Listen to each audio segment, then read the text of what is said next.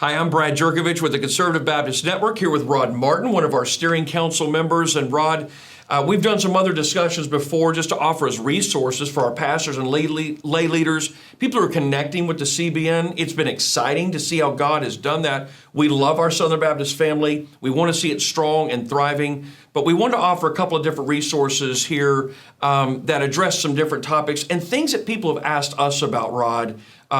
Being a part of the Conservative Baptist Network, one of our distinctives that we've gotten a lot of talk about is the fact that one of our distinctives encourages people to engage in the culture with biblical truth, and it's okay to demonstrate their patriotism. We use that word patriotism, Rod, and some people are going, oh my goodness, why are you doing that? You should just be about the Bible and should not be a patriot and this and that, or it's putting America over Jesus, all these kinds of things. We just heard all these kind of comments. And frankly, even in Southern Baptist life, Rod, you see leaders kind of to damp down patriotism. I'm just curious, Rod, what is patriotism? Why would that be bad? And what can that look like for pastors and leaders? But what is patriotism? I mean, when you hear that word patriotism, maybe from a dictionary standpoint or just your experience with what patriotism is, what is that and why would it not be okay? Well, you're exactly right. It has become very trendy. Yeah. Certainly among younger pastors, I think more than most, to believe that you're supposed to love your city and you're supposed to love the world, but you're supposed to hate anything that's bigger than your city but smaller than the world, which seems really weird and discordant and not at all logical, right. and a little hard to defend, actually.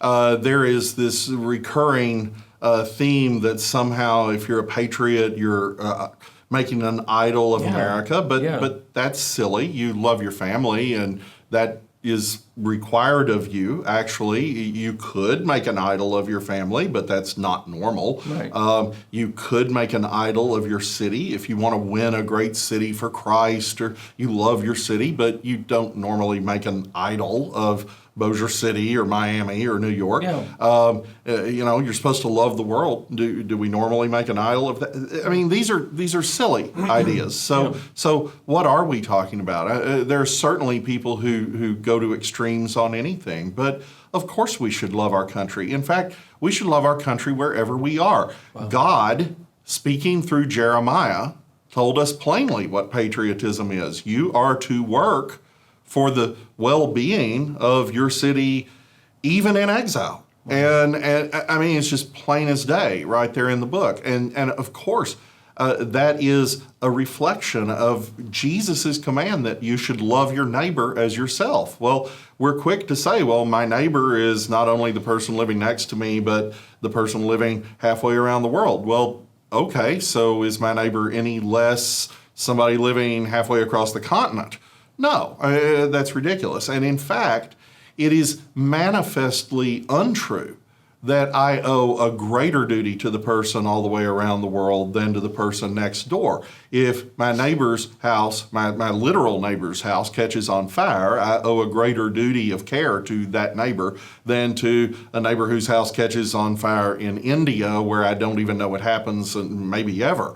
So of course, we have a duty to defend our national neighbors. We have a duty to care about their well-being. And that might even reach into the crazy talk of loving those people and loving them collectively and working for their well-being, as God told Jeremiah and Jeremiah told the people in the exile to do. So this is what patriotism is, and it is a good thing, and it is something that we affirm. And I don't understand the warping of very basic concepts that is currently trendy in parts of the church. It's absurd, honestly. Well, I do think some pastors and leaders, they'll say, well, if you're a patriot, you're encouraging one political party. And I think I think pastors are having to process that, Rod, and they're sitting there going, well, I want to be a patriot. Can I not be a pastor and a patriot at the same time? I think we can. I think we should be. I mean, we're talking about freedom and religious liberty and these things that we have fought and died for. I don't think it's putting all of that over Jesus. I mean, I think at the end of the day, we do have that responsibility, wouldn't you? I mean, well, obviously, because the Bible has very specific standards for what public policy should look like. One of them, and again, some of these same people are very quick to pick up justice issues, and I'm glad that they do. I disagree with some of their interpretations of those justice issues, but their right to do so in Scripture is very repetitive in its assertion of those. And yet, they probably leave out things like, 1 Samuel chapter 8, in which God, in talking about why a king would be a bad idea, gives us a list of things that God considers to be tyrannical should a king do them, such as, here's you one I bet you don't remember, he will tax you as much as the tithe. God says a 10% tax rate or above is tyrannical. Oh, gee, Which of our two parties does that sound more like? I don't know. One of them wants to be at a 60+% tax rate. So clearly that doesn't make God a Republican or whatever. That's not my point. But clearly, if you had a party, for instance, that were infanticide after the birth of the child, you might look askance at that. If you had a party that was for programs that have, over my entire lifetime, led to the breakdown of the inner city family, such that before I was born, black families were largely nuclear families, and now 70% of black children are born out of wedlock, and approaching 50% of white children are born out of wedlock. If you had a party that advocated policies that very clearly and through lots of scholarly work have been shown to lead to that, perhaps you would be against that. Yeah. If you had a party that was clearly opposed to religious liberty, versus one that was clearly in favor of it, I think you would have a duty to side with the people, even when they aren't always exactly what you want, and maybe their leaders aren't always exactly what we would prefer. You would clearly have a duty to stand for the thing that was, on balance, more biblical, particularly in a situation where there clearly will be one or the other outcome. Right. It's simply not true that you're going to elect a third-party candidate in the United States in virtually any office ever. And so you really do have this duopoly, and you can argue about whether you should or shouldn't, but it doesn't really matter, because while some people want to talk about the need to avoid, voting for the lesser of two evils, well, that's silly, because all have sinned and fall short of the glory of God. So you're always just voting for the better of two choices, not the lesser of two evils, the better of two choices. And so long as Jesus hasn't yet returned, that is the best you will ever do. So you have a positive duty to actually try to give to your community that better of two choices. And so, yes, we should be patriotic. We should be patriotic even if our country were more evil than sometimes it is. I think abortion is a grave evil, and I think we will stand before the judgment seat to have to live up to what we have done here. But that doesn't make America indefensible. That makes America a place in need of redemption, and we should love it enough to try to bring Jesus to it and suffuse the seat of government with him. Yeah, very well said. I think some of these pastors, Rod, they're sitting there going, well, if I'm a patriot, then I got to be political. And you start hearing these things on social media, seeing these interviews where people are like, you just don't want to bring politics into the pulpit, you don't want to do all that. And I'm sitting there going, well, here's the deal. In our world, everything's political. I mean, when you talk about marriage between a man and a woman, it's now political. When you talk about saving the life of the unborn, it's political. Well, there's all in the scriptures. And and so as pastors, when we talk about patriotism and being engaged, standing for freedom and life and biblical truth, that's what the CBN has talked about. That's what we're espousing.